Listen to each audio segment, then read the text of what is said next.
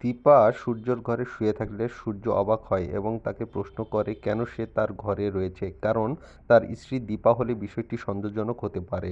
দীপা অবাক হয়ে বলে সেই তো দীপাই। সূর্য তখন বোঝায় তার স্ত্রী দীপা ভিন্ন শাড়ি সে পরে না, সালোয়ার পরে এবং সাহসী। এই কথোপকথনে বাইরে থেকে রূপা শুনে ফেলে, কিন্তু দীপা রূপাকে চুপ করিয়ে দেয়।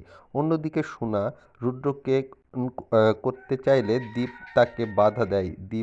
দীপা আবার সূর্যের ঘরে এলে সূর্য তাকে চলে যেতে বলে। উর্মি সূর্যের জন্য প্রোটিন শেক আনে, কিন্তু দীপা সন্দেহ করে এতে কিছু মেশানো হয়েছে এবং নিজেই শেকটা খেয়ে ফেলে। এরপর সূর্য ও উর্মি দুজনেই দীপাকে সেখান থেকে বের করে দেয়। দীপা পরে জানায় সে সূর্যকে করা থেকে আটকেছে। দীপা প্রতিশ্রুতি দেয় সে নিজের রুদ্রকে ফিরিয়ে আনবে।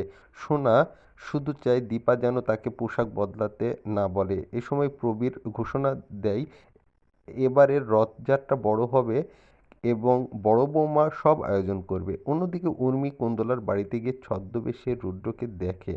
কুন্দলা রুদ্রকে বন্ধু পরিচয় দেয় এবং উর্মিকে একটি ডায়েরি দেয় যার পাতাগুলোর মধ্যে বিষাক্ত ওষুধ মেশানো, যা সূর্য খেলে মানসিকভাবে ভেঙে পড়তে পারে। শেষে দীপা উর্মিকে কিছু বলতে গেলে রত্না তাকে চিৎকার করে অপমান করে। সূর্য রেগে গিয়ে বলে আপনি যদি আমার শাশুড়ি হন তাহলে আমার বউ কোথায়।